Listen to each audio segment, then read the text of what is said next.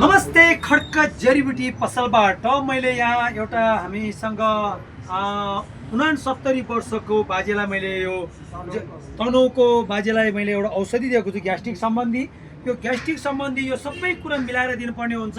उहाँले योभन्दा पहिला पनि लगेर खानु भएको थियो 2 वर्ष अगाडि, अनि सम्झी फेरि पनि खान आउनु भएको छ। अनि उहाँलाई चाहिँ धेरै राम्रो भयो, धेरै तगडा भयो, ताजा भयो भनेर उहाँले आफै भन्नुभयो। खोजी आउनु भएछ खड्क जडीबुटी पसल लोस्से मालमा। अब उहाँले पनि मैले यहाँदेखिको लिएर गएको दबाईले धेरै काम गर्दो रहेछ। मैले खाएर चाहिँ यहाँले बाहिरसम्म मैले पठाउने गरिरहेको छु।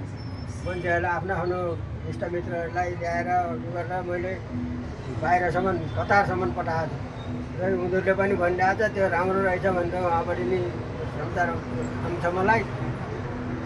म यहाँ आइरहन्छु। म मेरो साथीभाइ भनी दाजुभाइ दिदीबहिनीहरू आएर यसो यहाँ आएर कि लाली गर्नु राम्रो दबाई छ, पुरै जडीबुटीको पुरा वनको पुरै जडीबुटी यहाँ छ। हामीले चाहिँ यहाँले खाएको राम्रो भएको छ।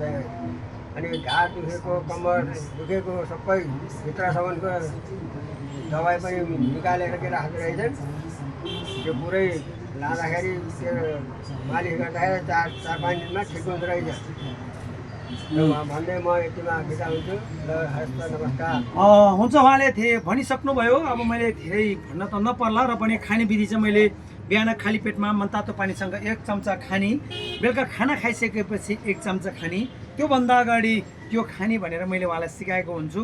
अनि उहाँले खाँदै उहाँलाई तागत आएको, फुर्ती भएको, धेरै राम्रो भएको उहाँले बताउनु भयो।